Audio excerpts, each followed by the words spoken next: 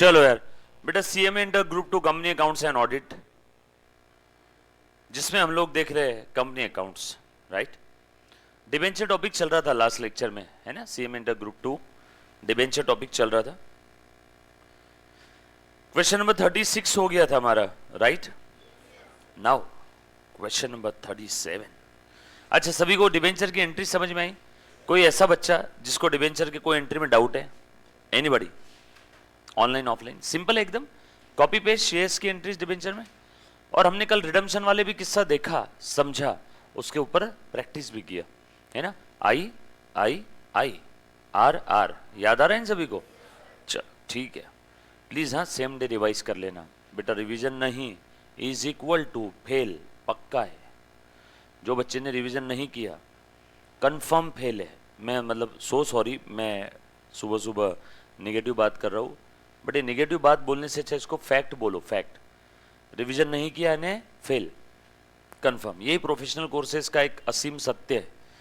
Professional courses आप कोई भी ले लो, सीएमए, सीएस, सीए, बराबर है। रिवीजन किया वो बच्चा पास, बहुत सारी रिवीजन किया मेरिट, रिवीजन नहीं किया फेल। पढ़ाई हर एक कर रहा है बच्चा। अब इतने सुबह सुबह उठ के आप आते हो तो पढ़ाई कर ही रहे हो, आपके अंदर सीरियसनेस है तभी आप आ रहे हो। नहीं तो बताओ, फ्राइडे नाइट को जगने के बाद सैटरडे को मॉर्निंग में कोई बच्चा आता है क्या? ये सो नो। संडे को भी आ जाते हैं बच्चे तो बुलाए तो, वो अलग बात है। टीचर संडे को जगह पे नहीं रहता है, जगह पे मतलब फिजिकली जगह पे, मेंटली जगह पे ही रहता है। तो उस कारण से तो प्लीज़ रिवाइज करना बार बार। मैं बार बार इसलिए याद दिलवा देता हूँ आपको कि काफ़ी बार बच्चे भूल जाते हैं कि रिवीजन भी करना होता है। तो रिवीजन किया सारी चीज़ें प्रॉपर चलेगी, रिवीजन नहीं किया तो आप रिकॉल नहीं कर पाओगे चीज़ों को। So please bar bar revise करते रहो। सर रिवाइज कब करना? संडे के दिन करो, रात में करो। आपके लेक्चर 8-10 घंटे के ऊपर थोड़ी रहते हैं रोज के, 8 घंटे ना, उसके ऊपर कहाँ रहते हैं? 8 घंटे मैक्सिमम रहते होंगे।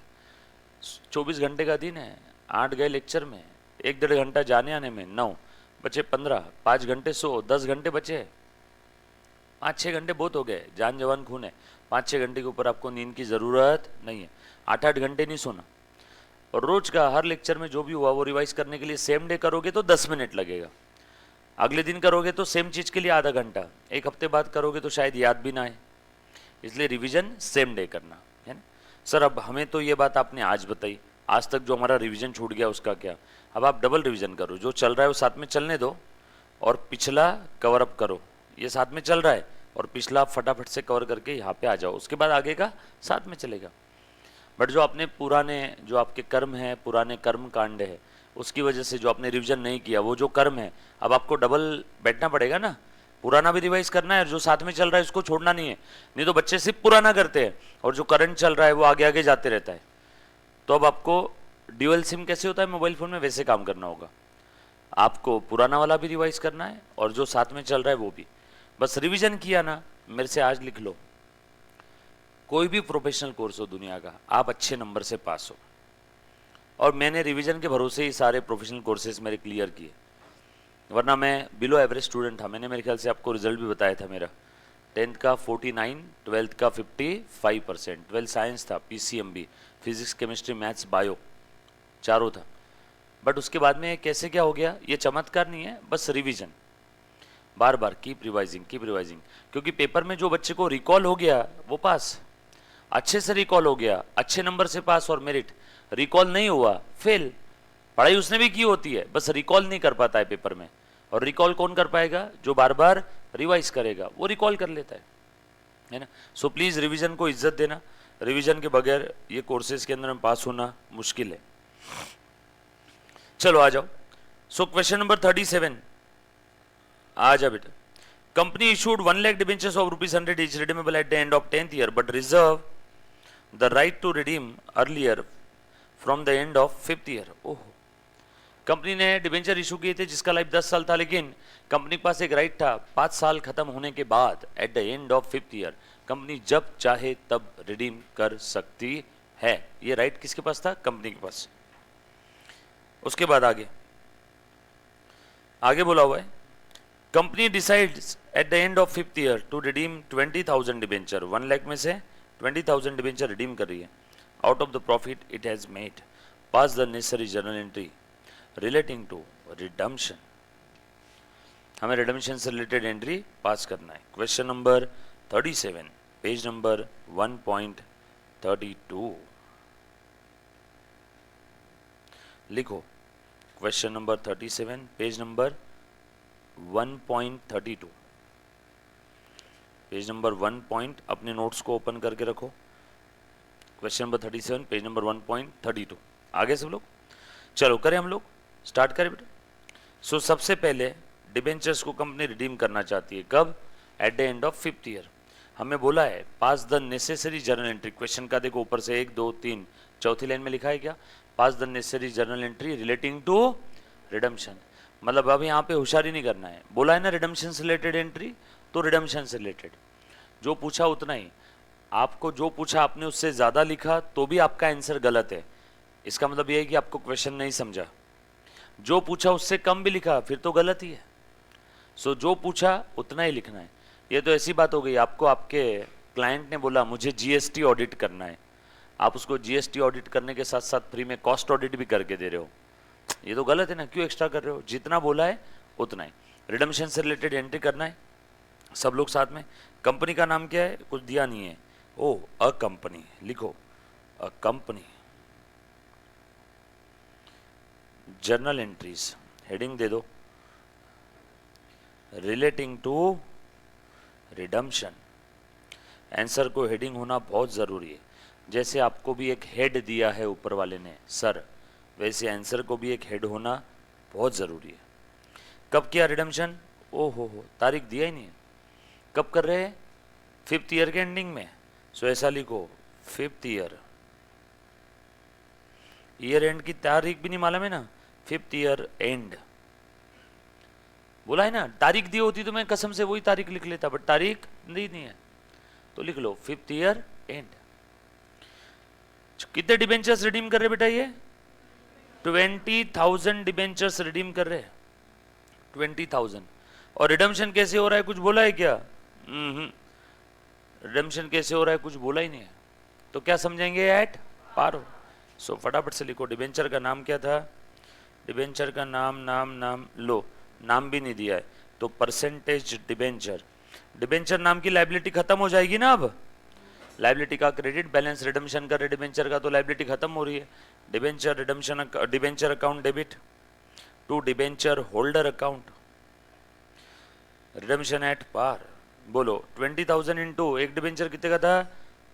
100 रुपए का। 20,000 इंटू 100 बोलो बेटा। 20,000 इंटू 10 2 लाख, 100 20 लाख, सही ना? 20 lakh 20 lakh.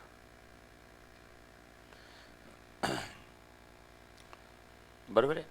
Cancellation of debenture and amount due to the debenture holders.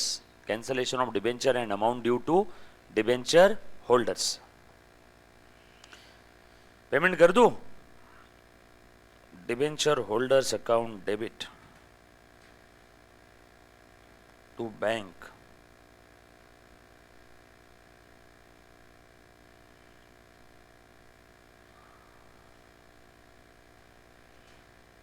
Final settlement, final settlement of debenture.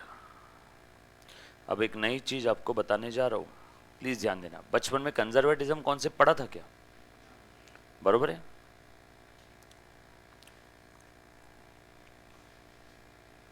बरोबर आगे आएगा बट बता देता हूं अभी। कंजर्वेटिज्म कॉन्सेप्ट क्या कहता था? Anticipate future expenses and losses, या फ्यूचर में अगर आपका कोई लॉस हो रहा है, फ्यूचर में कोई लाइबिलिटीज आने वाली है, तो उसके लिए आप अभी से प्रोविजन क्रिएट करो। यही बोलता था ना कंजर्वेटिज्म कॉन्सेप्ट। तो हम लोगों को पता है कि डिबेंचर्स के लिए फ्यूचर में लाइबिलिटी आने वाली है, डिबेंचर्स का फ्यूचर में पेमेंट करना है, तो क्यों ना अभी से उसके लिए प्रोविजन या कोई रिजर्व या कोई फंड बना के रखते हैं ताकि रिडम्पशन के लिए काम आ जाएगा। राइट? जैसे मुझसे शादी करोगी मूवी में सलमान खान ने पिगी बैंक बना के रखे थे। सलमान खान, प्रियंका चोपड़ा, अक्षय कुमार, बहुत पुराना एक मूवी था। सलमान खान और अक्षय कुमार दोनों उसके अंदर में एक रूममेट रहते। सलमान खान के पिगी बैंक होते, पिगी बैंक है ना, पिगी बैंक फॉर माँ की आंखों का ऑपरेशन, पिगी बैंक फॉर बहन की शादी, पिगी बैंक फॉर रानी। रानी कौन है? प्रियंका चोपड़ा। सो उसको मालूम था फ्यूचर में माँ की ऑपरेशन है, तो बिगी बैंक प्रोविजन फॉर माँ की आंख, प्रोविजन फॉर बहन की शादी, प्रोविजन फॉर रानी। सो उसने बना के रखा था ना कंजर्वेटिज्म, प्रूडेंस। सो बस वही चीज है यहाँ पे भी। हमें जब मालूम है आज ही कि फ्यूचर में डिबेंचर्स का रिडम्पशन तय है, यानी फ्यूचर में पैसे का आउटफ्लो होने वाला है, तो क्यों ना अभी से उसके लिए कोई फंड बना के रखें। या तो कंपनी उसके लिए डिबेंचर रिडम्पशन रिजर्व करके रखती है, या तो कंपनी सिंकिंग फंड बना के रखती है। इसी को प्यार से डिबेंचर रिडम्पशन फंड भी कहते हैं। बरोबर है क्या? कंपनी को आज ही मालूम है ना कि फ्यूचर में रिडम्पशन होने वाला है, फ्यूचर में आउटफ्लो होने वाला है, अचानक से इतना पैसा कहां से लाएंगे, तो अभी से प्रॉफिट में से थोड़ा थोड़ा थोड़ा थोड़ा थोड़ा थोड़ा साइड में निकाल के रखो। तो सर यहां पे भी कंपनी ने ये जो क्वेश्चन में दिया हुआ है, टोटल 1 लाख डिबेंचर है, और एक डिबेंचर कितने का बेटा? 100 रुपए का एक डिबेंचर है। एक डिबेंचर कितने का है? 100 रुपए का। तो यहाँ पे भी कंपनी ने 1 करोड़ का फंड बना के रखा होगा, डेफिनेटली बना के रखा होगा। वैसे हमें इस क्वेश्चन में बोला नहीं है, बट शायद हो सकता है बना के रखा होगा। सर क्वेश्चन में बोला रहेगा ना, हाँ जनरली दिया रहता है कि आपको रिजर्व बनाना है, तो यहाँ पे भी कंपनी ने फंड बना के रखा होगा। और वो फंड जो बना के रखा है, ये फंड किस चीज के लिए यूज करने वाली है? रिडम्पशन के लिए। इसके अलावा और कोई दूसरे पर्पस के लिए वो फंड यूज करेंगे क्या? जैसे एक पिता अपनी बेटी की शादी के लिए फंड बनाता है, उसको मालूम है 5 साल बाद बेटी की शादी होने वाली है, अभी वो सीएमए इंटर में है, 5 साल बाद वो सीएमए हो जाएगी, 50 लाख रुपए का खर्चा होने वाला है, तो अभी से हर साल पिता क्या करता है? 10-10 लाख बेटी की शादी का फंड, बेटी की शादी का फंड। अब वो जो फंड बना रहा है 50 लाख, उसके वो किस पर्पस के लिए यूज करेगा? जिस पर्पस के लिए बनाया, यानी बेटी की शादी। तो वैसे ही हमने फंड बनाया किस पर्पस के लिए? डिबेंचर का रिडेम्पशन। तो इस फंड का भी यूज कहां पे होगा? Only and only for redemption of debenture. Logic क्या है इसके पीछे का? प्रूडेंस और कंजर्वेटिज्म। प्रूडेंस और कंजर्वेटिज्म। शादी है, लिखो। अरे कैसे भूल जाते रहे आप लोग, मंत्र मुग्ध हो जाए। नहीं सर आप बोलो ना, बहुत अच्छा लग रहा है, हम सुनते। लिखो। हाँ सही बोला शुभम, लिखो लिखो फटाफट से। रीजन लिख लेना इसके पीछे का क्या है बेटा? Conservatism.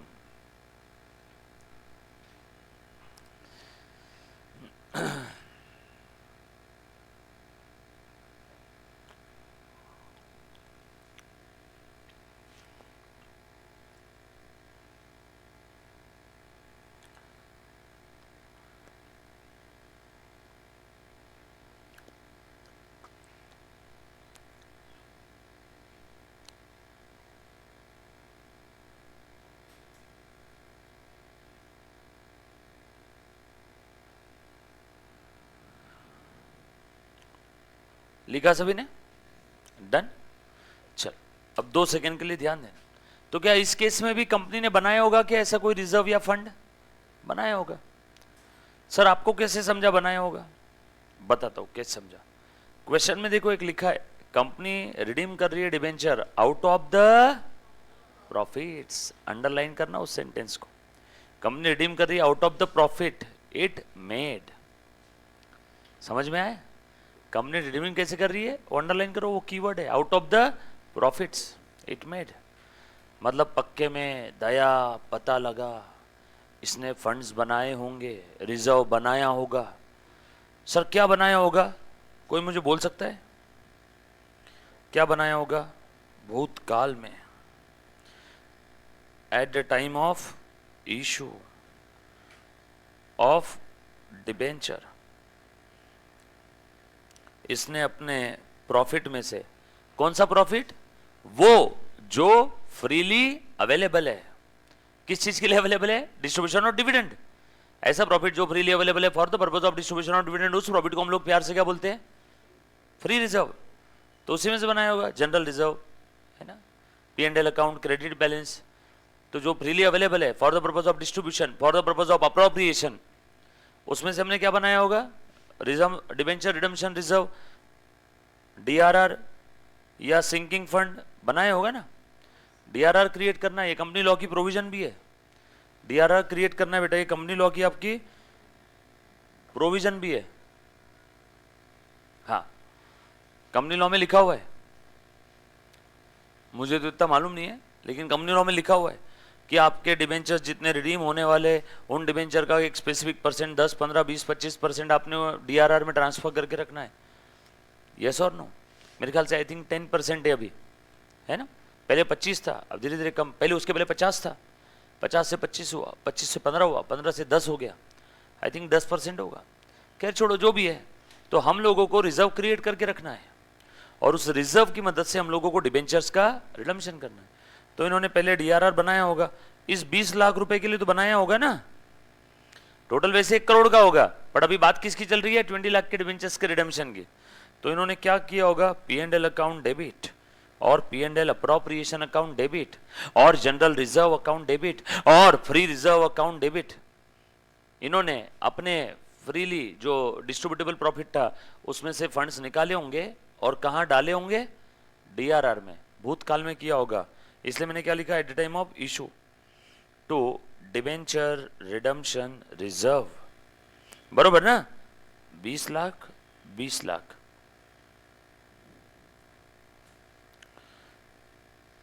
amount required for redemption of debenture transferred to DRR, कहां से? Out of free reserve. Narration समझ में? ये कब की एंट्री मालूम है? कि आज की नहीं है, ये भूतकाल की है। बच्चे इसको मिस इंटरप्रेट करते, ये आज की एंट्री नहीं है, जिस दिन इन्होंने क्रिएट किया होगा तब की है। और आज वो घड़ी आ गई है, हमने डिबेंचर्स का रिडम्पशन कर दिया। अब डिबेंचर्स का रिडम्पशन कर दिया तो अब बताओ, वो सिंकिंग फंड या डिबेंचर रिडम्पशन रिजर्व जो हमने क्रिएट किया था ये 20 लाख के लिए, अब इसकी जरूरत है क्या? अब इसकी जरूरत है क्या? पिता ने बेटी की शादी के लिए फंड बनाया, बेटी की शादी हो गई, अब बोलो बेटी की शादी के फंड की जरूरत है? अब कोई काम नहीं ना। यस और नो? तो हमने रिडम्पशन कर दिया। अब नाउ आफ्टर रिडम्पशन अब इसकी कोई जरूरत नहीं है, तो इसको ट्रांसफर कर दो जनरल रिजर्व में। फ्री रिजर्व से लिया था, फ्री रिजर्व में वापस डाल दो।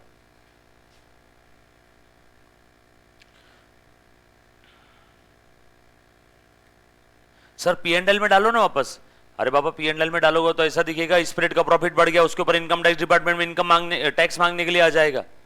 तो मैंने जनरल रिजर्व में डाल दिया। लिखो, बोल बेटा। पिन, मुझे लगा पिन मारना है,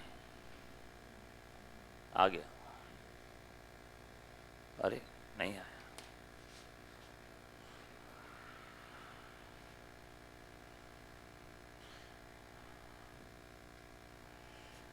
आ जाओ। After redemption of debenture transfer amount to general reserve, transfer the amount related to debenture redemption. कहाँ ट्रांसफर कर दिया हमने? फिर से जनरल रिजर्व में। सिंस वजह हो गया ना रिडम्पशन, अब क्या जरूरत है? सर आपने तो 20 लाख का फंड बनाया था और 20 लाख पूरे ट्रांसफर कर दिए, तो क्या रिडम्पशन नहीं किए क्या? Redemption reserve, debenture redemption reserve account से होता है या पैसे से? पैसे से। पैसे दे दिए ना, अब वो फंड के बैलेंस की कोई जरूरत नहीं है। ये दोनों भी सिर्फ एडजस्टमेंट एंट्री है, पैसा कहीं इधर उधर नहीं जा रहा है। सर फिर क्यों किया? बता तो लॉजिक इसके पीछे का क्यों किया। अगर हम लोग ये P&L को कम करके DRR क्रिएट नहीं करते ना, तो हमारा P&L ज्यादा दिखता, और ज्यादा दिखता तो इक्विटी शेयर होल्डर्स डिविडेंड मांग लेते उसके ऊपर, या बोर्ड ऑफ डायरेक्टर्स डिविडेंड दे देते। तो हमने क्या किया? उस P&L को कम कर दिया। भैया देखो अब डिविडेंड के लिए P&L या फ्री रिजर्व अवेलेबल ही नहीं है, तो हमने बाय डिफॉल्ट जाने अनजाने में डिविडेंड उतना नहीं बांटा, तो कहीं ना कहीं हमारे पास फंड्स रुके थे। यस और नो। और अब डिबेंचर का रिडेम्पशन हो गया तो जो फंड्स को रोक के रखा था उसको फिर से ट्रांसफर कर दो जनरल रिजर्व में। डन। ये है एक्चुअल एंट्री। ये दोनों एंट्री भी ऐसे डायग्राम बना के लिख लो, बरोबर है। ये लिखना है बेटा एज इट इज आपने। काफी बार काफी सारी किताबों में ये एंट्री देते नहीं है या ये एंट्री देते नहीं है, एक ही देते हैं, लेकिन ये दोनों एंट्री एक साथ पढ़े तो ही इसका लॉजिक समझ में आता। सिर्फ सिंगल एक एंट्री देखा तो इसका लॉजिक समझ में नहीं आता। क्लियर? लिखा सभी ने? All set? चलो आगे। ये भी लिख लिया साइड में। ये एग्जाम का पार्ट नहीं है, ये आपका कॉन्सेप्ट है।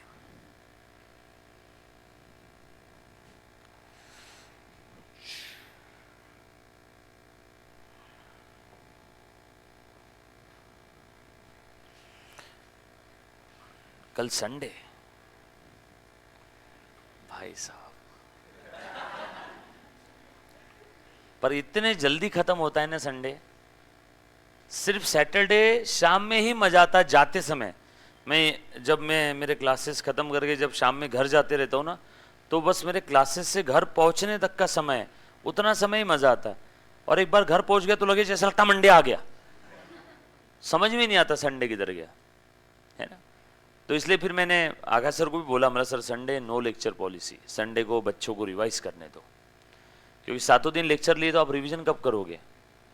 और सबसे खास बात, जो बच्चे आउट ऑफ स्टेशन से है वो कपड़े कब धोएंगे? उनके कच्चे बनियान एक एक हफ्ते तक बाथरूम में पड़े रहते हैं, एक एक हफ्ते तक। सही बोल रहा हूँ कि नहीं भाई? एक हफ्ते तक सड़ रहे रहते हैं वहीं पे। और फिर कोई बहुत अच्छे दोस्त है, भाई तो आज बाथरूम में जा रहा है, वो निचोड़ लेना सिर्फ। नहीं आप बीती है सर, हम नहीं करते ऐसा। मैं जब स्टूडेंट था ना, हमारे साथ होता था, तो फिर मैंने क्या किया था, उस समय सस्ते भी मिलते थे इनरवियर्स, तो मैं वो ला के रख लो 10-12 जोड़ी।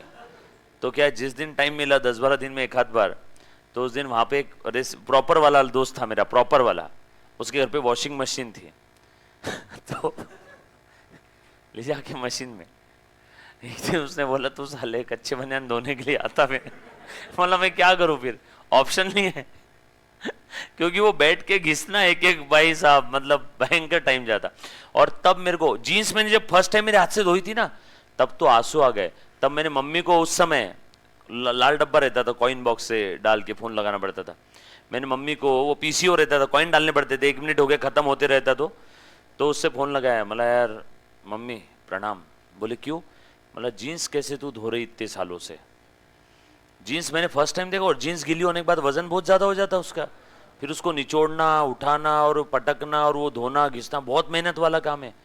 तब से फिर मैंने जीन्स, वो एक वो बोलते ना, जीन्स को 15 दिन पहनो, कोई सब फालतू भी चीजें धोना जान पे आता, इसलिए लोग 15 दिन पहनते। लोग बोलते ना जीन्स खराब नहीं होती, खराब होती है बट धोना जान पे आता, इसलिए 15-20 दिन पहनते हैं एक जीन्स। समझ में आया क्या? और जीन्स को प्रेस की जरूरत नहीं है, तुम नॉर्मल कपड़े पहनोगे फॉर्मल तो उसको प्रेस करना पड़ता है। तो इसलिए क्या, जीन्स और टी शर्ट रगड़ काम है एकदम, पहनते जाओ, टी शर्ट बदलते जाओ और टी शर्ट धो दो, बट बहुत मुश्किल वाला काम है। तो क्या संडे जरूरी है, रिवीजन बोलो या रूम की साफ सफाई, नहीं तो क्या रूम में हम लोग जब साफ सफाई करते तो उतनी जगह साफ करते जितनी अपनी बेड वाली है, इतना साफ करके बैठ गए, बाकी कुछ भी देखने का काम नहीं है। बाकी कहाँ होता साफ सफाई होती है। और आपके बेड पे आधा बेड तो आपकी किताबों ने ऑक्यूपाई कर लिया रहता है। मैंने आपको शायद एक बार बताया था कि आप डबल बेड रखना अपने रूम में, ये मैंने बताया था ना किस्सा।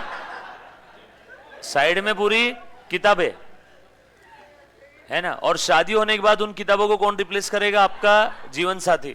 उसको बोलना मैं तुझे बहुत बड़ी जगह पे बिठा रहा हूं, ये जो जगह थी ना मेरी बुक्स की थी, किताबों की थी। बताया शायद ये किस्सा हुआ था ना अपना, एक बार बताया था कि मैंने आपको। भाई आपके रूम में डबल बेड होना चाहिए हमेशा, बिफोर मैरिज भी और आफ्टर मैरिज भी। आफ्टर मैरिज तो जरूरी है but before marriage double bed जरूरी है, मालूम है क्या? क्योंकि आपका वो 60% जगह तो बुक्स ही ले लेगी, क्योंकि आप लोग वहीं पढ़ते सोते हो वहीं पे, तो आपके पास इतना समय कहाँ। आपने कभी लास्ट टाइम किताबें कब जमा के रखी थी अच्छे से अलमारी के अंदर में, याद आ रहा है क्या? मैक्सिमम आपकी जो किताब है वो सब बेड पे पड़ी रहती है, या तो बैग में रहती है, या तो बेड पे या तो बैग में। तो आपकी किताबें बेड पर पड़ी रहती है, तो आधे जगह पे आप कैसे होगे? सिंगल बेड पे कहाँ किताबें रखें, कहाँ सोए? तो डबल बेड रखने का, और शादी होने के बाद बीवी को बोलने का कि, या फिर हस्बैंड को बोलने का, ये जो जगह मैं तुमको दे रहा हूँ या दे रही हूँ ना, ये बहुत इंपॉर्टेंट जगह है, यहाँ पे पहले कोई रहता था। समझ में आया क्या? और तब के तब सस्पेंस ओपन कर देना, नहीं तो पता चला तुमने ब्रेक लिया बीच में तो ब्रेकअप हो जाएगा। ब्रेक नहीं लेना, इससे पहले कि वो कुछ और सोचे तब के तब बोल देना कि यहाँ पहले बुक्स थी जिसकी वजह से मैं तुमको आज मिली हूं ना। जैसे कि नहीं, कोई अगर अच्छा, कोई तुम पढ़ लिख जाओगे तो अच्छा ही मिलेगा तुमको पार्टनर, पढ़े नहीं लिखे, पढ़े अच्छा पढ़ाई लिखाई नहीं किया तो पार्टनर अच्छा नहीं मिलने वाला है। कलयुग है भाई, सत्य है एकदम। तुम्हारी पढ़ाई अच्छी होगी तो पार्टनर अच्छा मिलता है। हाँ, वो लोगों का जिनका एंगेजमेंट हो गया उनको अब टेंशन नहीं, दूसरे पार्टनर के बारे में सोचना नहीं। बट भाई अब तेरे को ट्रिपल साइड भेज लेना पड़ेगा। हाँ, एक तेरा, एक किताबों का। शादी कब है? जैन में है क्या? समय, तब तक तो पास भी हो जाएगा, तो रिजल्ट भी आ जाएगा। चलो यार, ओके, आ जाओ। सो लिख लिया बेटा सभी ने? सो नेक्स्ट अगला क्वेश्चन है यार, ये गोल्डन मेमोरीज है, मतलब आपके प्रोफेशनल कोर्सेज की, याद रहेगी आपको life time. So on 1 April 2011 PT limited issued 25,12% fully convertible debenture. ये डिबेंचर कैसे बेटा? Fully convertible. Okay, convertible in बोलो बेटा। कन्वर्टिबल मत means convertible in shares, yes और no? Convertible into equity shares, बरोबर ना? ऐसे डिबेंचर्स जो कन्वर्टिबल डिबेंचर्स का मतलब आपने बचपन में पढ़ा होगा बेटा, फाउंडेशन में भी, कन्वर्टिबल इनटू शेयर्स, यस और? आ जाओ आगे। Of ₹100 each at par. Convertible कैसे रहेगा बेटा? 100 रुपए का एक डिबेंचर और उसके बदले 100 रुपए के ही शेयर्स मिलेंगे। अगर 100 रुपए के डिबेंचर के बदले 110 रुपए के शेयर मिल रहे, मतलब कन्वर्टिबल एट प्रीमियम। 100 के बदले 90 के शेयर्स मिल रहे तो कन्वर्टिबल एट डिस्काउंट। आगे, the debenture holders were given the call option to convert the debenture into ₹10 equity shares at a premium of ₹40 per share on or after July 1, 2015. On April 1, 16, debenture holders holding 10 lakh debentures exercise their option, pass the necessary journal entry. बरोबर है क्या? यहाँ पे conversion हो रहा है, सारे के सारे डिबेंचर होल्डर्स ने ऑप्शन नहीं लिया शेयर्स का, और शेयर्स प्रीमियम पे मिल रहे हैं। रुको, दो अलग बातें है। डिबेंचर्स का कन्वर्जन एट पार हो रहा है लेकिन शेयर्स प्रीमियम पे मिल रहे हैं। डोंट वरी, दोनों को एक साथ टैकल मत करना, अलग अलग कैसे करना है मैं बता देता हूं। क्वेश्चन नंबर 138, आ जाओ। क्वेश्चन नंबर 38, पेज नंबर क्या है बेटा? पेज नंबर है 1.32। लो फटाफट से ध्यान देना, देख लो कितने डिबेंचर्स हैं यहाँ पे, पहले बनाओ working note number 1। Total 25 lakh debentures है ना, उसमें से कितने डिबेंचर होल्डर्स ने ऑप्शन से एक्सरसाइज किया? 10 लाख, बरोबर है ना? चलो आ जाओ, अभी देख लेते हैं। और यहाँ पे कौन कौन सी एंट्रीज बोली है? अच्छा, सिर्फ कन्वर्जन की एंट्री नहीं बोली है बेटा, बस इतना वर्ड बोला है कि पास द नेसेसरी एंट्री। हे भगवान, मतलब यहाँ पे ऊपर जितने भी ट्रांजेक्शन्स दिए सबकी एंट्री पास करना पड़ेगा। अगर सिर्फ इतना बोला रहता कि pass the entry related to conversion तो हमारा काम आसान हो गया रहता, सिर्फ कन्वर्जन की एंट्री पास करनी रहती है। अब यहाँ पे सारी एंट्री पास करना है, ठीक है, कर लेंगे। बट पहला वर्किंग नोट कौन सा बनाएंगे? कितने डिबेंचर्स के बदले कितने शेयर्स और कितने रुपए के शेयर्स मिल रहे हैं। बस एक बार ये समझ में आ गया तो बाद में आप रॉकेट सिंह हो। लिखो यहाँ पे ऐसा लिखो, सीरियल नंबर, पर्टिकुलर्स, और आगे लिख लेना एक अमाउंट का कॉलम। पर्टिकुलर्स का थोड़ा बड़ा रहने देना, उसमें हम लोग वर्किंग भी लिख लेंगे। बता दो फटाफट से कितने डिबेंचर्स कन्वर्टिबल है यहाँ पे? 10 लाख डिबेंचर होल्डर्स, जिनके पास 10 लाख डिबेंचर्स थे उन्होंने एक्सरसाइज किया गया ऑप्शन।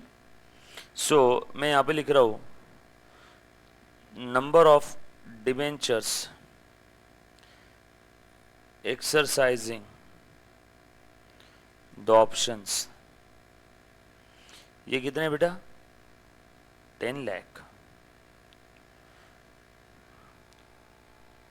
और ये 10 लाख डिबेंचर्स का कन्वर्जन एट पार हो रहा है कि एट प्रीमियम हो रहा है? At par. डिबेंचर्स का कन्वर्जन एट पार हो रहा है मुन्ना, ये याद रखना। डिबेंचर्स का कन्वर्जन कैसे हो रहा है? At par. क्वेश्चन में लिखा हुआ है डिबेंचर्स का कन्वर्जन एट पार हो रहा है, तो यहाँ पे 10 लाख इंटू एट पार मतलब 100, क्या 10 लाख इंटू 100 यानी कितना हो गया? 1000 लाख। हाँ, कहाँ 10 लाख अमाउंट है? सॉरी 10 लाख नंबर्स है, क्वेश्चन में दिया है ना, debenture holders holding 10 lakh debentures. देख नंबर है बेटा, मैंने नीचे गलती से अमाउंट लिख दिया, नंबर से, राइट। 10 लाख इंटू 100 कितना हो गया, 1000 लाख, तो लिख लेता हो गया रुपीज इन लैक्स। कहाँ लिखते बैठेंगे 1000 लाख, बरोबर है क्या। और इनको बदले में क्या मिल रहा है बेटा, देखो तो जरा, इनको बदले में मिल रहा है शेयर्स। ये ऐसा देखो नीचे क्या लिख रहा हूं ब्रैकेट में, कन्वर्जन एट पार है। बच्चों मुझे एक बात बताओ, यहां पे मुन्ना प्लीज ध्यान देना, यहां पे अगर कन्वर्जन एट प्रीमियम हुआ रहता 20% का, तो यहां पे अमाउंट कितनी आती, 1200। यहां पे कन्वर्जन एट डिस्काउंट हुआ रहता 10%, तो यहां पे अमाउंट कितनी आती, 1000 की जगह 900। कन्वर्जन एट पार है, इसलिए देखो बेटा 10 lakh debentures into at par, तो अमाउंट कितना लिख दिया 100। So 10 lakh into 100। अगर एट प्रीमियम होता तो 10 लाख इंटू ऊपर का जो भी अमाउंट रहता इशू प्राइस उतना लिखते, इशू नहीं कन्वर्जन अमाउंट जो भी रहेगा। डिस्काउंट होता तो उतना कम लिख देते। आ जाओ, इसके बदले क्या मिलने वाला है, अब ये अमाउंट तो मैंने फाइनल कर दिया, कितना अमाउंट देना है डिबेंचर होल्डर्स को, 1000। और ये अमाउंट किस फॉर्म में देना है, शेयर्स के फॉर्म में। अब लिखते हैं shares now, number of shares to be given to the debenture holders. बताओ तो जरा। सो देखो फॉर्मूला लिख रहा हूं, अमाउंट पेएबल, फॉर्मूला आपको याद आना चाहिए, डिवाइडेड बाय, याद आएगा, issue price per share. Formula कुछ याद आया, अमाउंट पेएबल कितना है तुम ही बताओ, ऊपर निकाला हमने 1000 लाख,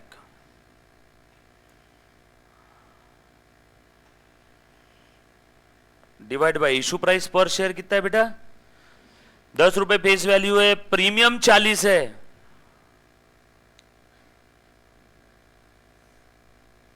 सही है क्या। सो 1000 डिवाइडेड बाय 50 यानी 20 लाख,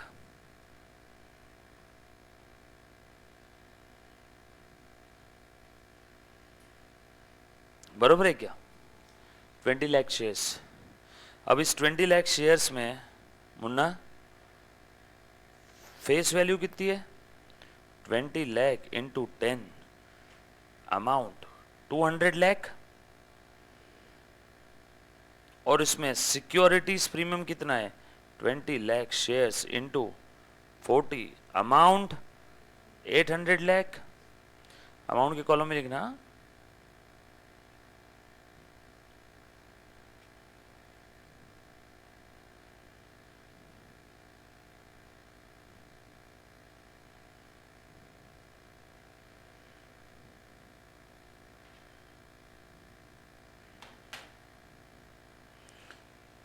दैट्स इट, सिंपल।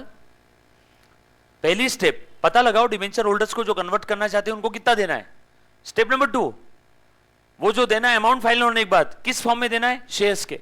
सो 1000 लाख देना है, शेयर्स के फॉर्म में देना है। एक शेयर की वैल्यू कितनी है, उसके अंदर इंट्रिंसिक वैल्यू कितनी है, 50 रुपए की, 10 premium, sorry 10 face value 40 premium. So 1000 देना है, 50-50 की नोट में कितनी नोटें देनी पड़ेगी, 200। यस और नो, वही तुमने निकाला, क्लियर। और 200 नोटें देनी है, 200 इंटू ये 10, यहाँ पे ये आ गया अपना, ये लैक्स है सारी फिगर, और यहाँ पे अगेन ये सारी फिगर रुपीज इन लैक्स है। चेक कर लो तो ये हो रहा है क्या बराबर अपना 1000, क्लियर। इसमें किसी बच्चे को कोई डाउट है तो एक बार पूछो, सिंपल है। स्टेप नंबर 1 अमाउंट फाइनल करो, स्टेप नंबर 2 वो अमाउंट किस फॉर्म में दे रहे हैं वो फाइनल करो। और ये फॉर्मूला हमने ऑलरेडी पढ़ा हुआ है, बराबर है। चलो आगे, issue of share for consideration other than cash, that's it, game over. अब आप रॉकेट सिंह हो, फटाफट से एंट्रीज पास कर लो। अब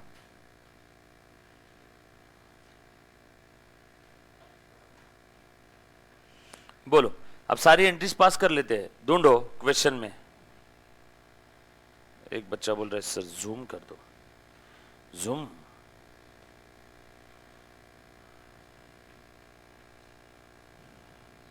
ठीक है।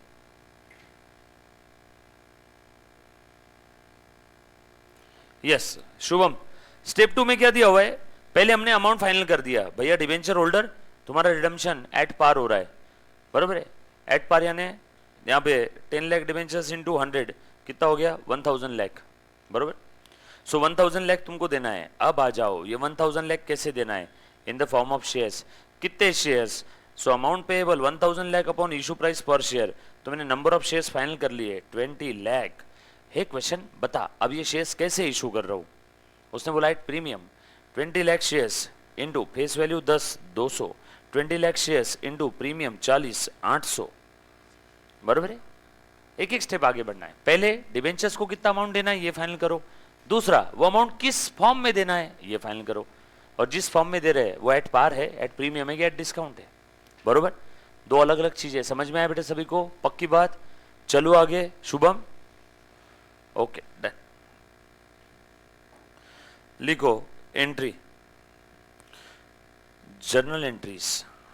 अब क्वेश्चन पढ़ते जाओ, एक एक सेंटेंस मातृभाषा में कन्वर्ट करके एंट्री करते जाओ। लिखो फटाफट से। ऑन 1 अप्रैल 2011, ओके 1 अप्रैल 11, बोलो बेटा शेयर्स इशू किया या डिबेंचर्स इशू किया क्या। Bank account will be debited, Munna ध्यान देना, bank account will be debited. कितने डिबेंचर्स इशू किया 25 लाख, 25 लाख डिबेंचर्स। और पैसे कैसे इशू किया था, at par, 25 into 100 2500 lakh rupees in lakhs. Bank to debentures का नाम क्या था 12% debentures, oh so sorry 12% convertible debentures. तो लिखो टू 12% कन्वर्टिबल डिबेंचर्स, बरोबर।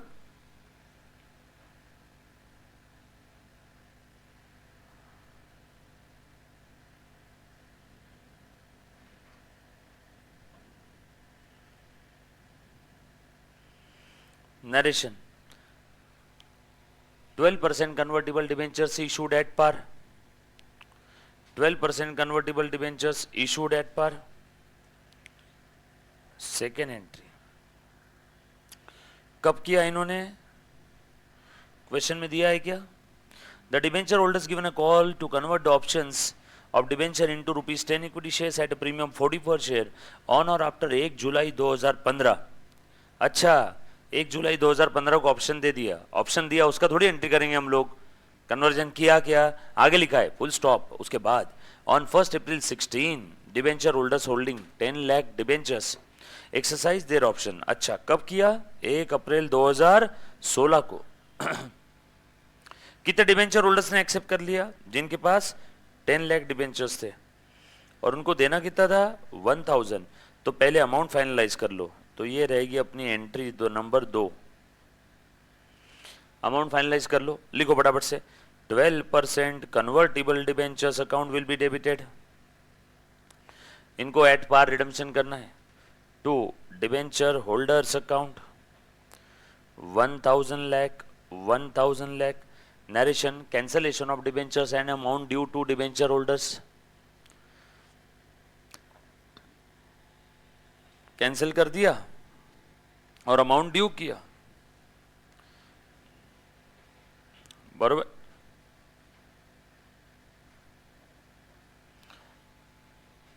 अब पे कर दो, किस फॉर्म में पे कर रहे हैं, शेयर्स के। So debenture holders account will be debited to, कितने शेयर्स दे रहे, अरे अभी तो देखा हमने, ये देखो सारा काम आसान हो गया, ये देख Munna. Entry number 3, entry number 3 equity shares कितने 20 lakh shares into face value जाएगा ना 200 और टू सिक्योरिटीज प्रीमियम, प्रीमियम पे दिया ना shares, again 20 lakh shares into 40।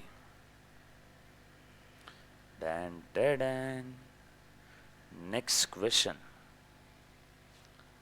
Clear. Narration conversion of debentures into shares, या फिर ऐसे भी लिख सकते हैं redemption of debenture bye issuing shares. हमने डिबेंचर्स का रिडम्पशन ही तो किया इनडायरेक्टली, कैसे, पैसे देके नहीं, शेयर्स देके। नरेशन लिख लो, conversion of debenture into shares, खेल खत्म, क्लियर। कोई बच्चा अगर ऐसा सोचे कि सर मैं दूसरी तीसरी एंट्री को मर्ज करूं, चलेगा, अलग लिखूं, चलेगा, सिंपल। लिख लिया सभी ने? Next question number 39। चल मुन्ना ध्यान देना, Beta limited had issued 11% 5 lakh debentures, ये नंबर्स है, of ₹100 each, redeemable on 31 March 15, okay, at a premium of 5%। ओ हो, एग्जाम में आता है काफी बार एक क्वेश्चन, इजी है बट एग्जाम में आता है। आगे ध्यान देना, company offered 3 option to the debenture holders as under, option number 1, option number 2, option number 3। Company ने डिबेंचर होल्डर्स को बोल दिया, हे डिबेंचर होल्डर सुन, तुझे मैं ऑप्शन दे रही हूं, तू तेरे डिबेंचर के बदले 13% प्रेफरेंस शेयर ले ले, बट वो प्रेफरेंस शेयर में तुझे महंगे में दूंगी, 10 रुपए का प्रेफरेंस शेयर में तुझे 10 रुपए 50 पैसे में दूंगी। दूसरा ऑप्शन दिया, हे डिबेंचर होल्डर सुन, या तेरे पास एक और ऑप्शन है, तू तेरे पुराने 11% डिबेंचर की जगह 14% डिबेंचर ले ले, वो 100 के थे, ये भी 100 के, फायदा क्या है, 3% एक्स्ट्रा इंटरेस्ट मिलेगा, वो 11 था, ये 14% है। हे डिबेंचर होल्डर तुझे ये भी पसंद नहीं है तो जा तू कैश ले और मर जाए, ऐसे कैश दे दूंगे, यस और नो। सो 3 ऑप्शन दिए, अब कितने डिबेंचर होल्डर ने कौन सा ऑप्शन लिया वो नीचे दिया है। Option 1 by debenture holders of 1 lakh debentures, option 2 by the holders of 1 lakh debentures, और बचे हुए सब ने पैसा मांग लिया, साले लालची।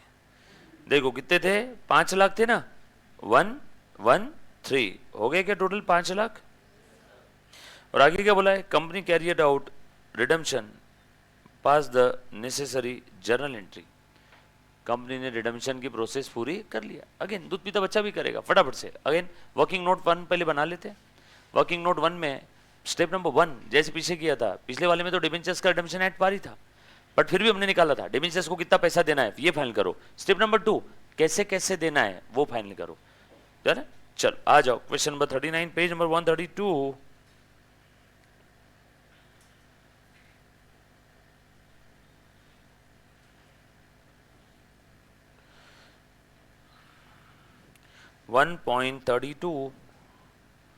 बराबर आ जाओ। सो वर्किंग नोट नंबर 1 पढ़ो। क्वेश्चन के अंदर में लिखा हुआ है option 1 by holders of 1 lakh debentures. पहले मैं लिखूंगा ऐसे, ए मुन्ना देख तो, पहले मैं ऐसे लिखूंगा amount due to debenture holders. एक बार देख लो मैं कैसे बना रहा हूं, है ना, एक 10 सेकंड देखना, 10 सेकंड से ज्यादा मत देखना। देख लो बोला तो बच्चा क्लास खत्म होने तक देखते रहता है। नंबर ऑफ डिबेंचर्स कितने बेटा total 5 lakh, numbers 5 lakh into redemption कैसे हो रहा है एट अ प्रीमियम ऑफ 5%, बरोबर है क्या, इनटू प्रीमियम 100 का 5 रुपए प्रीमियम 5%, 105 क्या फेस वैल्यू था और प्रीमियम था। सही बोल रहा हो बेटा, ऐसे ही कुछ हो रहा है। इसमें 3 कैटेगरी थी, 1 lakh 1 lakh 3 lakh into 105 into 105 into 105। Therefore amount due बता 1 लाख इंटू 105, 1 लाख इंटू 105 1050 लाख। सही बोल रहा हूं, 1050 लाख, एकक दशक शतक हजार 10,000 लाख 10 लाख करोड़, 105 लाख आएगा ना, 105 लाख 105 लाख। उसके बाद अगेन 105 लैक्स और बराबर है 315 लाख। बच्चों को इससे डर लगता है तो मैं पूरा ही लिख लेता हूं बाबा, ठीक है। सो मैंने अमाउंट ड्यू तो निकाल लिया तीनों को जो देना है, इन्होंने पहले बोला था ना कितना देना है, एट प्रीमियम देना है, सिंपल था। अब पहला वाला काम खत्म। देखो बेटा, स्टेप नंबर 1 खत्म। स्टेप नंबर 2 कैसे कैसे देना है। स्टेप नंबर 2 कैसे कैसे देना है। आ जाओ, अभी डिसाइड कर लेते हैं। मुन्ना ध्यान देना, अब ये जो 105 लाख देना है ना, ये किस फॉर्म में देना है? इन द फॉर्म ऑफ, इन्होंने क्या लिया? Option A 13% preference share, in the form of 13% preference shares of ₹10 at ₹10.5। ये कैसे लिया? इन द फॉर्म ऑफ, लिखते जाओ फटाफट से, अब लिखते जाओ, अब आपको समझ में आ गया ना कितनी जगह लगेगी। इन the form of 14% debentures of ₹100 in the form of cash।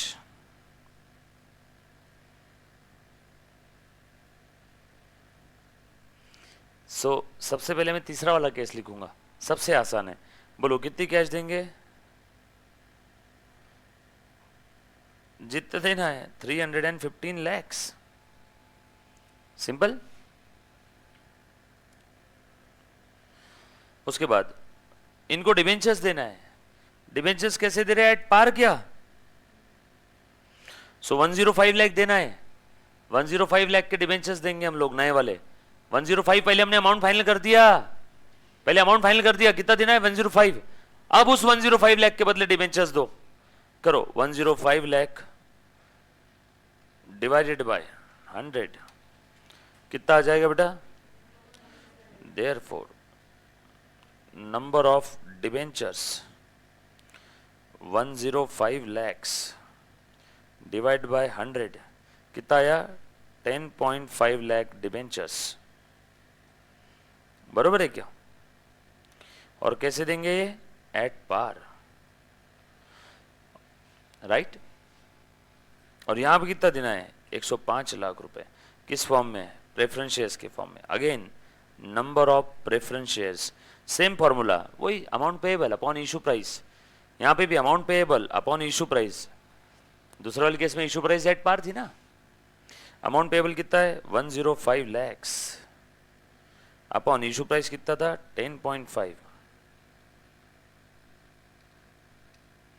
So number of preference shares 10 lakh. हाँ बोल मुन्ना। 1.05 लाख आ रहा है। 105 अपॉन 100, ओके, 1,05,000। सेकेंड केस में करेक्शन कर लो। ये देखो, ये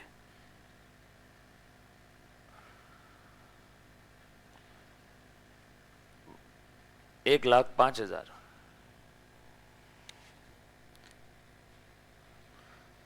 पहले कितना देना है ये फाइनलाइज कर लो, फिर किस फॉर्म में देना है ये देख लो। फॉर्मूला सेम है, amount payable upon issue price पर डिबेंचर और इशू प्राइस पर प्रेफरेंस शेयर, जो भी दे रहे। पहले वाले केस में प्रेफरेंस शेयर्स दे रहे। सो पहले स्टेप क्या किया? हे डिबेंचर होल्डर सुन, तुझे 105 मिलेगा, बट 105 किस फॉर्म में मिलेगा वो बाद में बताऊंगा। पहले मैंने उनको खुश कर दिया। तुम्हारा 100 रुपए का फेस वैल्यू था, तुम्हारा रिडम्पशन 5% प्रीमियम पे होगा। सो ये ए था, ए खुश, मुझे 105 लाख मिलने वाले। Oh wow. बी खुश, ये भी मुझे 105 लाख मिलने वाले हैं। और सी भी खुश, मुझे 315 लाख मिलने वाले। अब इसको 105 लाख किस फॉर्म में मिल रहे हैं? शेयर्स के। इसको 105 लाख किस फॉर्म में मिल रहे हैं? डिबेंचर्स के। इसको 315 लाख किस फॉर्म में मिल रहे हैं? कैश के। नाउ एंट्री पास कर लेंगे। ये लिख लिया सभी ने? यहां पे लिख लो 2 के सामने फॉर्म ऑफ पेमेंट। नंबर से इंपॉर्टेंट है, number of preference shares, number of debentures, और ये तो क्या है? कैश ही। खेल खत्म। किसी को कोई चीज में डाउट है तो प्लीज एक बार पूछो। फर्स्ट अमाउंट फाइनलाइज करो, सेकंड वो अमाउंट किस फॉर्म में दे रहे हैं ये फाइनलाइज कर लो। फटाफट से एंट्री पास करो और अगले क्वेश्चन पे चलो।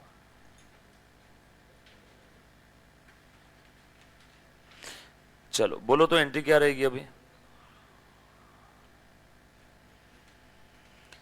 हाँ, सारी एंट्रीज बोली है, सिर्फ इन्होंने रिडम्पशन का बोला है। ओ हो, ये लोग बोल रहे हैं पास द नेसेसरी जर्नल एंट्री। अब नेसेसरी बोलिए, इशू किया है क्या इन्होंने? Beta limited had issued, already issue कर दिया है, मतलब इशू की एंट्री वापस करने की जरूरत नहीं है। मतलब हम लोगों को सिर्फ रिडम्पशन की एंट्री करनी है अभी, ऊपर जो बोला है स्कीम, फिर तो बहुत आसान है, आ जाओ। सो सबसे पहले cancellation of debenture and amount due to debenture holder. Debentures का नाम क्या था क्वेश्चन में? देखो 11% डिबेंचर लिखो बेटा, 11% कन्वर्टिबल डिबेंचर और 11% क्या नाम दिया है? सिर्फ डिबेंचर्स है ना, 11% डिबेंचर्स अकाउंट डेबिट। डिबेंचर कितने थे? 5 लाख इंटू फेस वैल्यू 100, सो 11% debenture account debit 500। Debenture face value से ही बढ़ता है और फेस वैल्यू से ही कम होता है, लेकिन कितना देना है डिबेंचर होल्डर्स को? At 5% premium. 500 का 5% प्रीमियम कितना आता है? 25। सो प्रीमियम ऑन रिडम्पशन नुकसान हो गया ना। To debenture holders account,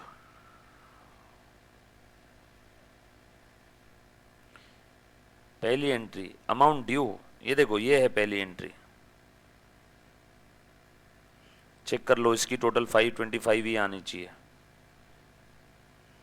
cancellation of debenture and amount due to them,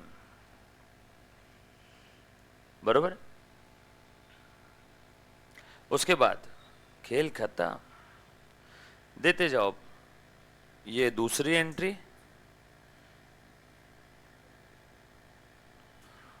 ले बेटा, debenture holders account will be debited, कितना था? 105।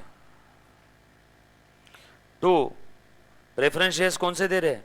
13% प्रेफरेंस शेयर कैपिटल, कितने दे रहे हैं? 10 लाख। एक प्रेफरेंस शेयर का फेस वैल्यू कितना है? 10। प्रेफरेंस शेयर कैपिटल में हर बार फेस वैल्यू जाएगा ना, premium again number of shares 10 lakh, premium कितना है? 0.5। ये दूसरा, ये तीसरी एंट्री और ये चौथी एंट्री। तीसरी, debenture holders account will be debited to 14% debentures 1.05 lakh into एक डिबेंचर का फेस वैल्यू 100। अमाउंट कितना देना था? 105, और यहां पे भी अमाउंट कितना रहा है? 105। 1.05 into 100, 105। Fourth entry again debenture holders, देखो पहले एंट्री में डिबेंचर होल्डर्स को क्रेडिट किया और बाद में डिबेंचर होल्डर्स को debit, debit, debit. Debenture holders को डेबिट कितना करना है? 315 लाख, और दे दो टू बैंक, पैसे पैसे, फाइनल सेटलमेंट। कुछ था रे, दूध पीता बच्चा भी करेगा कि नहीं? और आप सब बच्चे ही हो, मतलब आप करोगे। लिख लिया सभी ने? नेक्स्ट, फटाफट से स्क्रॉल करो ऑनलाइन।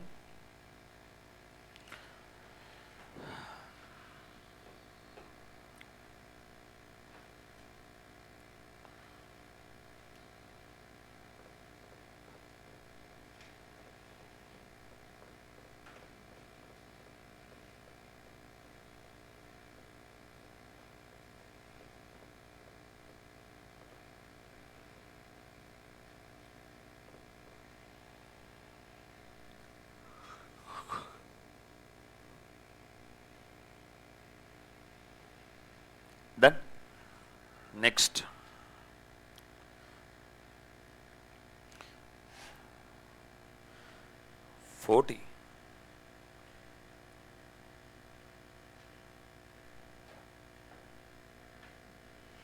क्या दिया देखो फटाफट से। On 1st April 14, A Limited made a issue of 10 lakh 14% debenture of rupees 100 each at 98 per debenture. अच्छा, issue of debenture at discount. आगे और क्या बोला है? According to the terms of issue commencing from 16, company should redeem 10,000 debentures either by purchasing them from the open market. ऐसा decide हुआ था debenture issue करते समय कि हम लोग 2 साल बाद डिबेंचर का रिडम्पशन का प्रोसेस शुरू कर देंगे, ओपन मार्केट से खरीदेंगे और by drawing lots at par at the company's option. या तो कंपनी ओपन मार्केट में ऑफर डालेगी, हे डिबेंचर होल्डर सुनो, मैं आ गई हूं आपसे डिबेंचर खरीदने के लिए, ये मेरा ऑफर है, आप बेचो। या फिर कैसा, सारे डिबेंचर होल्डर के नाम एक चिट्ठी पे लिख करके पॉट में डाल के ड्रॉइंग लॉट, बराबर है, ड्रॉ बाय लॉट। ऐसे भी जैसे भी कंपनी चाहेगी at the option of the company, ये टर्म्स एंड कंडीशन में लिखा था। आगे, profit if any on redemption is to be transferred to capital reserve. The company's accounting year ends on 31st March. Interest is payable on 30th September and 31st March.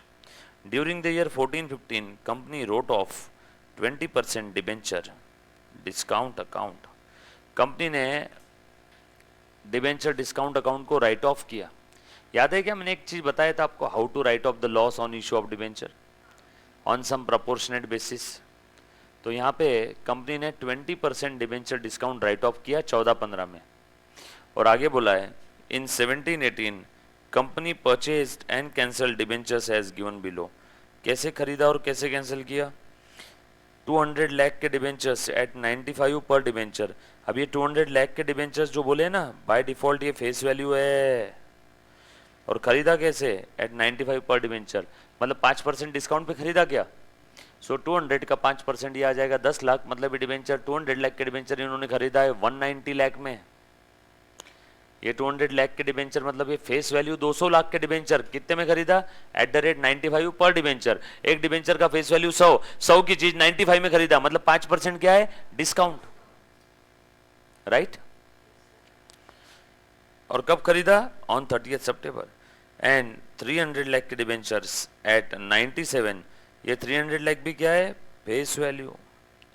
कैसे खरीदा? 3% discount पे। 300 into 3 9 lakh, यानी 291 में। Yes और no? Pass the journal entry in the books of A limited for the both year 14-15 and 15-16, 14-15 and 17-18। Okay, मैं check कर रहा था आपका ध्यान है क्या है। चलो लिख लिया, समझ लिया बेटे सभी ने क्वेश्चन? सिंपल है, अरे कुछ नहीं है, क्वेश्चन में जो ट्रांजैक्शन दी उसको मातृभाषा में कन्वर्ट करके डेबिट क्रेडिट के फॉर्म में लिखना है, और कुछ नहीं है। सिर्फ ध्यान दो, आ जाओ लिखो क्वेश्चन नंबर 40।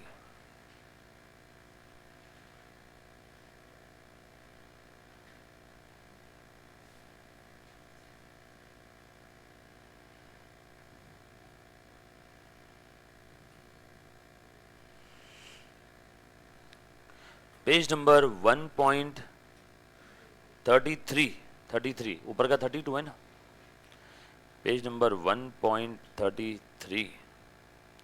चलो हो जाओ शुरू। 14-15 और 17-18 2 साल की एंट्री इन्होंने बोला है, बरोबर ना? 14-15 और 17-18। 14-15 में क्या हुआ देखो तो, कंपनी ने 20% of the debenture discount right of कर दिया। कंपनी ने 20% of the debenture discount right of कर दिया। बाय द वे कौन सा डिस्काउंट है रे? भूतकाल में जो डिबेंचर इशू किए थे ना डिस्काउंटेड प्राइस पे, पहली लाइन में लिखा है देखो ना, डिबेंचर कितने में इशू किया है? 98 में। टोटल डिबेंचर्स कितने हैं बोलो बेटा? 10 लाख डिबेंचर्स है। एक डिबेंचर कितने का था? 100 का। 10 लाख इंटू 100 1000। 1000 का 2% कितना आता है? 20। सर 2% कैसे? अरे 100 का डिबेंचर 98 में दिया, मतलब 2% डिस्काउंट है ना। सो 1000 का 2% कितना आया?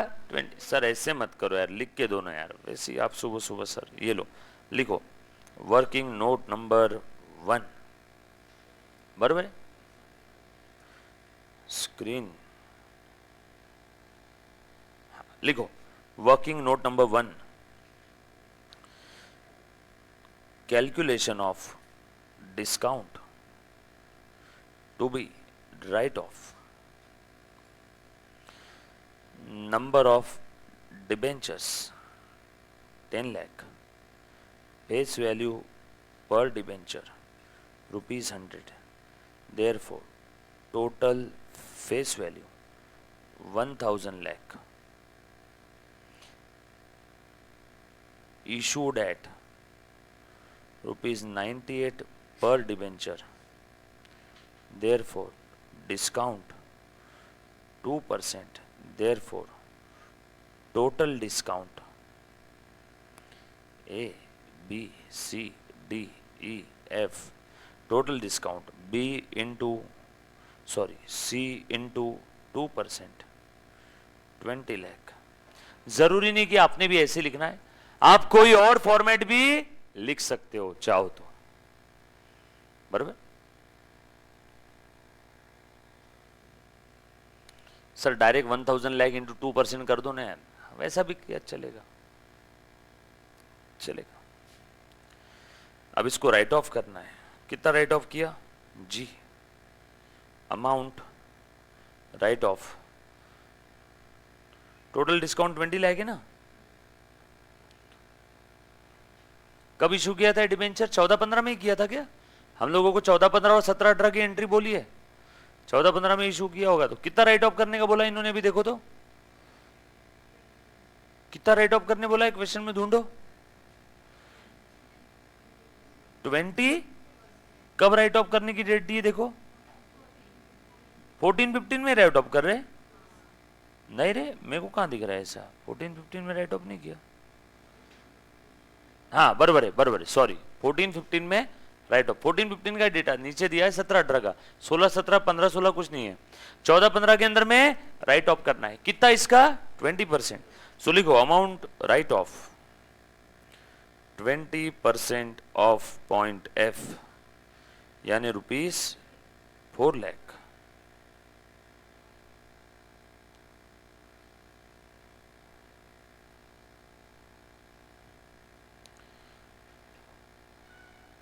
ये स्ट्रैटेजी है, ये जानबूझ के क्या तुमको ऐसा लग रहा है क्या है कि गलती ये टेक्निकल इशू की वजह से हो रहा है? हाँ, ये स्ट्रैटेजी है, बरोबर टाइमर लगा के रखा हुआ है मैंने, उतने समय बाद स्क्रीन बंद होती, ताकि आप लोग बोलो कि सर स्क्रीन, और जब आप ऐसा बोलोगे सर स्क्रीन तो बच्चों की नींद उड़ जाएगी, क्लास के अंदर में जाने अनजाने में 2 सेकंड का ब्रेक हो जाएगा।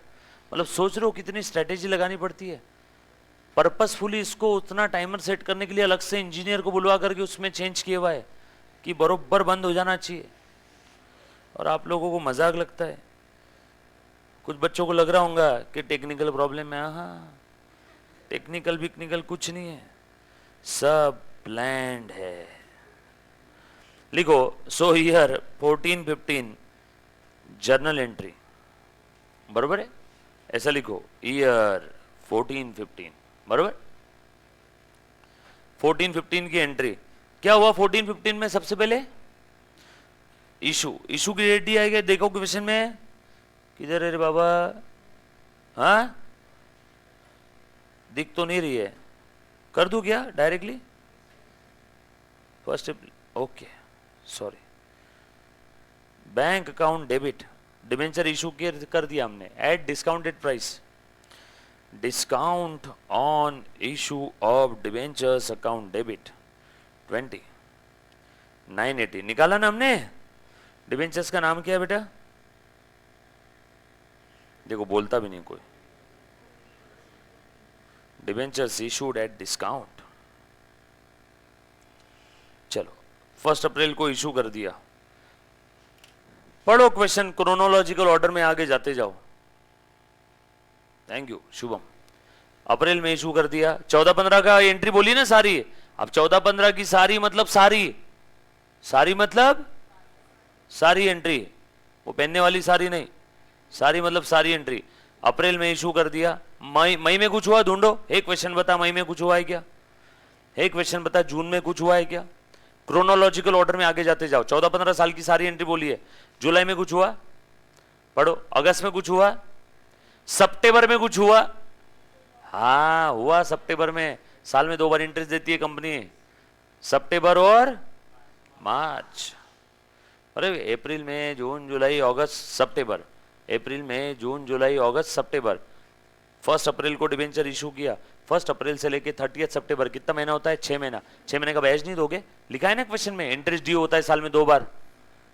तो सितंबर में कौन सी तारीख को? 30 तारीख सितंबर लिख दो क्या? क्रोनोलॉजिकल ऑर्डर में आगे जाना है। 30 सितंबर को इंटरेस्ट दे देंगे। टीडीएस वगैरह है क्या रे? कुछ दिया है क्वेश्चन में? नो, खेल खत्म। डायरेक्टली पे कर दो ना फिर, debenture interest to debenture holder और डिबेंचर होल्डर टू बैंक, या फिर directly debenture interest to bank. कितना है बेटा इंटरेस्ट? 14%। 14% साल भर का है तो 6 महीने का 7%। निकालो, डिबेंचर इंटरेस्ट डायरेक्ट दे दो क्या रे? बैंक। सो डिबेंचर इंटरेस्ट फेस वैल्यू पे देंगे, इशू प्राइस पे? Face value. Paid up face value कितना? 1000 रुपए, sorry 1000 lakh rupees in lakhs. So 1000 multiplied by 14% multiplied by 6 by 12, बोलो कितना है बेटा? Very good. नरेशन लिख देना, डिबेंचर इंटरेस्ट पेड। हाँ, सितंबर हो गया। अक्टूबर में कुछ हुआ, नवंबर में कुछ हुआ, दिसंबर में कुछ हुआ, जैन में कुछ हुआ, फेब में कुछ हुआ, ढूंढो जाओ क्वेश्चन में। मार्च में कुछ हुआ? यस, मार्च में फिर से इंटरेस्ट पे किया, बरोबर है क्या? एक और एंट्री 31 मार्च 16, फिर से debenture interest account debit to bank, फिर से 70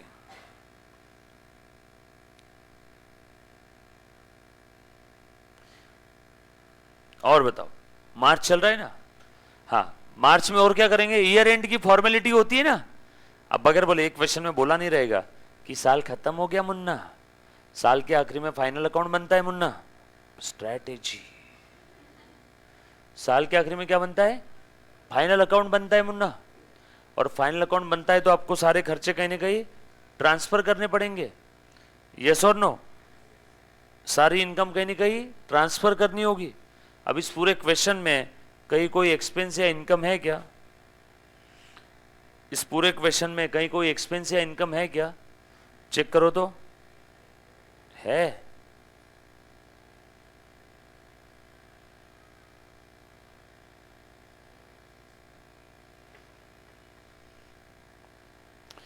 है ना? लिखो लिखो, एंट्री लिखो अगली। मैं चाहता हूं कि आपका ध्यान और ज्यादा रहना चाहिए, इसलिए और ज्यादा देर का टाइमर लग गया गलती से आज। हाँ, लिखो बेटा, अगली एंट्री लिखो। क्या रहेगी?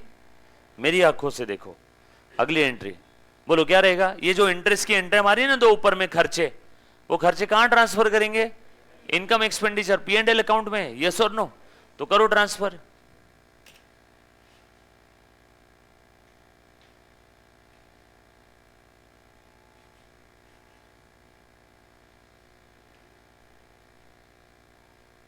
देखा? इसलिए जानबूझ के मैंने दिखाया ताकि आप बोर्ड पे देखते थे। लो करो, ट्रांसफर कर दो बेटा। 31 March 16, profit and loss account will be debited to debenture interest. कितना इंटरेस्ट ट्रांसफर करो? 140। Narration, transfer debenture interest to P&L account debit side 31 March 16। और कोई ईयर एंड फॉर्मेलिटी? क्वेश्चन में बोला है डिस्काउंट राइट ऑफ करना है, कर दो। डिस्काउंट पहले क्या किया था? डेबिट। अब राइट ऑफ करना है तो क्या करेंगे? क्रेडिट। राइट ऑफ करना मतलब नरक में डालना, नरक में डालना मतलब P&L के डेबिट में to discount on issue of debenture, और 20% ही राइट ऑफ करना है, यानी 4 लाख। ये एंट्री नंबर आपकी 5 है। नरेशन लिखेंगे राइटिंग ऑफ डिस्काउंट। हाँ ले रहा हूं, स्क्रीन फ्रीज हो गई, तुम्हारे लिए भी स्ट्रेटेजी किया मैंने आज। अभी देखो बेटा, नहीं हो रहा है अभी भी।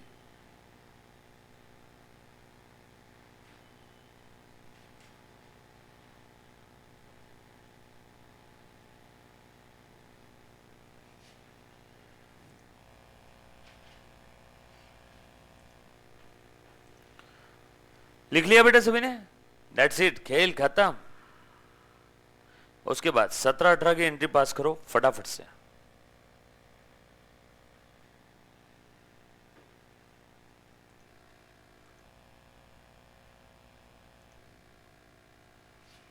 सत्रह 18 की एंट्री पास करो। लिख लिया बेटा?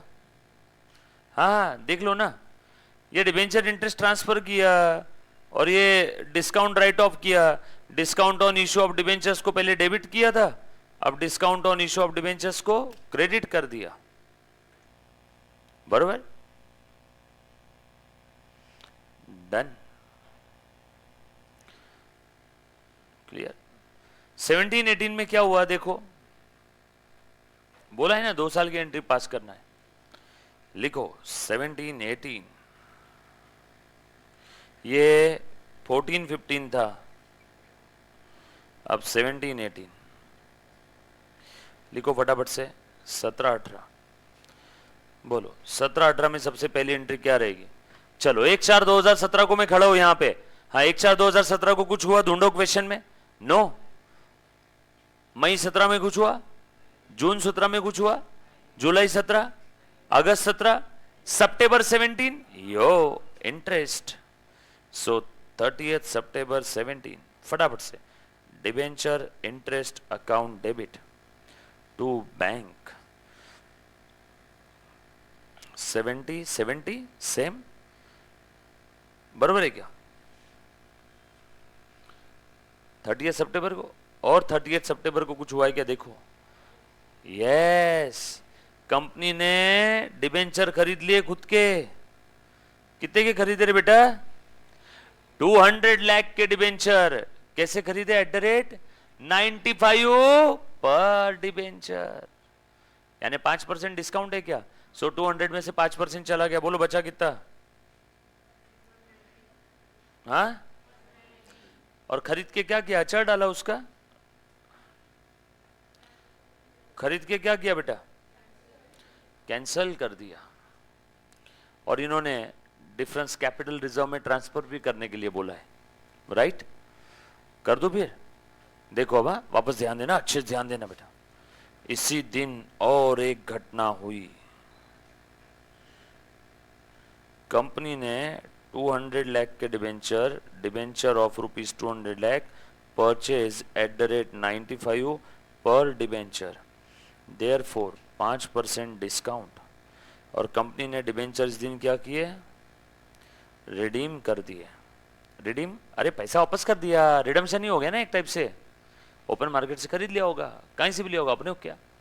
हाँ, डिबेंचर्स का नाम क्या था? 14%। देख रहे बेटा, 14% डिबेंचर खरीदे, पहले खरीदे और फिर इन्होंने कैंसिल कर दिए। तो देखो थोड़ा सा ध्यान देना, पहले डिबेंचर खरीदो और फिर कैंसिल कर दो। पहले डिबेंचर खरीद लो, ओपन मार्केट से खरीद के फिर इन्होंने कैंसिल कर दिए, डिस्ट्रॉय कर दिए, जो भी हुआ रहेगा। खरीदो पहले। देखो अब मैं खरीदने के लिए, रिडीम करने के लिए एक अकाउंट बना रहा हूं, डिबेंचर रिडम्पशन अकाउंट। कितने में खरीदे बेटा है डिबेंचर रिडम्पशन? पढ़ो क्वेश्चन में, 200 का 95 में खरीदा है। 200 का डिबेंचर है लेकिन कितने में खरीदा है? 95 में, बरोबर है क्या? सो कितना दिया होगा पैसा इसके लिए, डिबेंचर रिडम्पशन के लिए?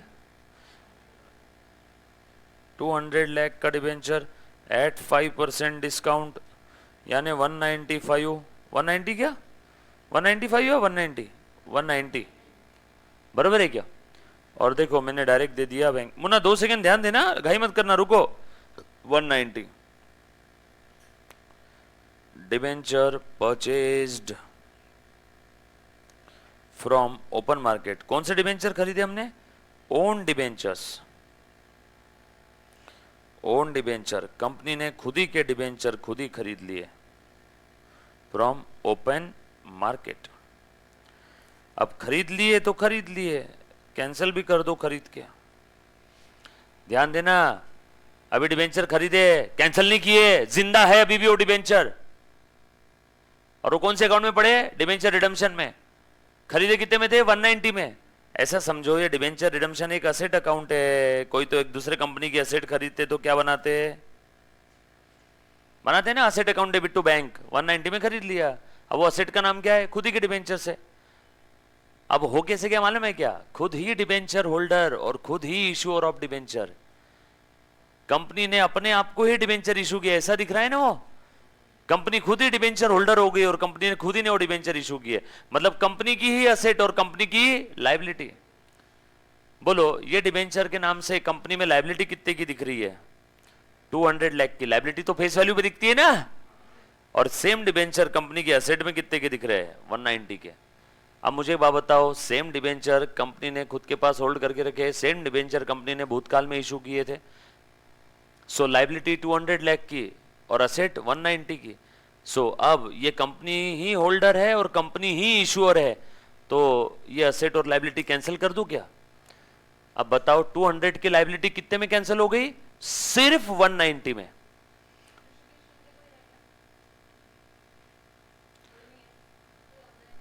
Okay, mister Rishikesh Ingade, online में कोई है बेटा? ऋषिकेश शिंदे, आपके लिए बहुत ही प्यारी न्यूज है मुन्ना, कोई है तो जल्दी बता दो, बाद में ना कहना कि सर बोला नहीं। Hrishikesh Shinde, anybody there? ऋषिकेश नहीं मैम, डन। सो अब ध्यान देना, ये कंपनी की ही बुक्स में असेट बोल के दिख रहे हैं, सेम डिबेंचर कंपनी ने भूतकाल में इशू किए, इसी के अंदर दिख रहे हैं क्या वो लायबिलिटी में? सो कंपनी की ही असेट और कंपनी की ही लायबिलिटी। सो कंपनी अपनी 200 लाख की लायबिलिटी कितने के असेट से मार रही है? 190 के। फायदा हो गया क्या? मतलब 200 लाख की लायबिलिटी 190 के असेट में सेटल हो जाएगी। करूं क्या कैंसिल? अब देखो कैंसिल कर रहा हूं, क्या नाम था इनका? 14% डिबेंचर, लायबिलिटी कैंसिल करना है, सो डेबिट। और लायबिलिटी कितने की थी? 200 लाख की। और इसके बदले असेट कितने की खत्म हो रही है आपकी? ऊपर जो पैदा किया ना डिबेंचर रिडम्पशन, डिबेंचर रिडम्पशन 190 का, फायदा कितने का हुआ? ओ वाह, 10 का। और ये कैपिटल नेचर का फायदा है, रेवेन्यू नेचर का नहीं है। कंपनी के खुद ही के इशू किए हुए डिबेंचर कंपनी के पास, खुद ही के पास डिबेंचर होल्डर बोल के आ गए, ये सब कंपनी डिबेंचर होल्डर बन गई ना। कंपनी ने डिबेंचर इशू किया था भूतकाल में और कंपनी ने वो डिबेंचर वापस खरीद लिए, और खरीद के अभी तक कैंसिल नहीं किए, पहले ओपन मार्केट से खरीदे और उसके बाद कैंसिल किए। इसे कहते हैं purchase of own debenture from open market. Oh, own debenture. यहाँ पे आप डिबेंचर रिडम्पशन की जगह ओन डिबेंचर अकाउंट भी डेबिट कर सकते हो, नाम में क्या पड़ा है? डिबेंचर रिडम्पशन अकाउंट डेबिट करो, ओन डिबेंचर अकाउंट डेबिट करो, जो कहना है कह लो। But debenture redemption is a technical term है ना, प्रॉपर टर्म है, जो एक्चुअल रियल लाइफ में यूज किया जाता है वो डिबेंचर रिडम्पशन है, बराबर है। आप चाहो तो ओन डिबेंचर भी लिख सकते हो। तो debenture redemption account debit, own debenture account debit to bank. So ऐसा समझो आपने मार्केट से एक असेट खरीदा 190 में, और असेट लेने के बाद पता चला अरे ये मेरे ही इशू किए हुए डिबेंचर है। फिर देखा लायबिलिटी साइड में ये डिबेंचर दिख रहे थे 200 लाख के, और ये डिबेंचर मैंने अभी खरीदे 190 में। मैं ही डिबेंचर होल्डर और मैं ही इशूअर, सो मेरी ही असेट और मेरी ही लायबिलिटी, कैंसिल कर दो। सो 200 की लायबिलिटी को मैंने कितने की असेट से दे मारा? 190। मतलब मेरी 200 की लायबिलिटी कितने में खत्म हो गई? 190 में। फायदा हुआ ना मेरा। सो कैपिटल रिजर्व में ट्रांसफर कर दिया, खेल खत्म, राइट। आगे यहां पे लिखेंगे हम लोग cancellation of 14% debenture via debenture redemption account and profit on cancellation transferred to capital reserve account. Profit on cancellation transferred to capital reserve account. चलो आगे। सितंबर कौन सा था ये? 17। अक्टूबर 17 में कुछ हुआ, नवंबर 17 में कुछ हुआ, दिसंबर जनवरी फरवरी मार्च, यस मार्च में हुआ। कौन सी एंट्री है? तीसरी। क्या हुआ मार्च में बताओ सबसे पहले? डिबेंचर इंटरेस्ट, बोलो फटाफट से। अरे बोलते क्यों नहीं? हाँ बोलो, डिबेंचर इंटरेस्ट कितना लिखो? 56 लाख। और कोई?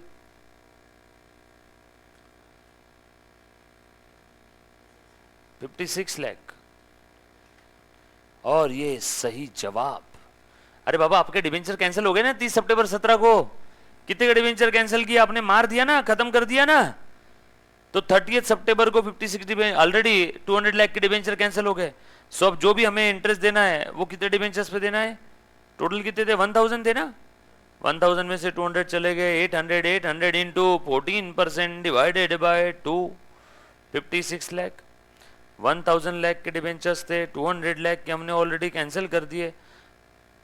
उसके ऊपर 14% इंटू 6 महीने का लिख लो। जो कैंसिल हो गए उसके ऊपर भी दोगे इंटरेस्ट? सही है। Debenture interest paid. आगे डिबेंचर इंटरेस्ट ट्रांसफर कर दूं क्या? P&L account debit to debenture interest. कितना ट्रांसफर करोगे बताओ बताओ बताओ? 126, पुराना वाला 70, अभी का 56।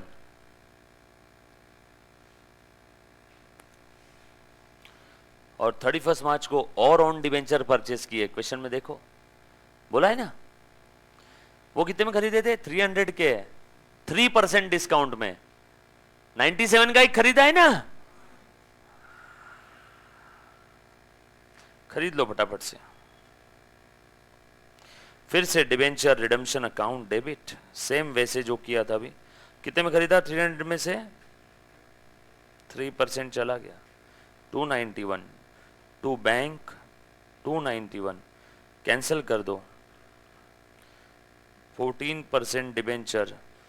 मेरी लायबिलिटी कितने की दिख रही है? 300 की। किसकी मदद से कैंसिल किया? डिबेंचर रिडेम्पशन की मदद से। फायदा कितने का हुआ? 9 का। सेम एंट्री जो ऊपर पास किया था, ए और B, same entry like A and B above. बरोबर? That's it, game over. कुछ था रे इसमें? कैसा था क्वेश्चन? क्या किया मैंने मालूम है? क्रोनोलॉजिकल ऑर्डर में आगे आगे आगे आगे जाते रहा, जाते रहा, जाते रहा, जाते रहा। डन? चलो, फर्स्ट एंट्री की नरेशन। डिबेंचर इंटरेस्ट पे कर दिया। आयुषी 56 कैसे आया?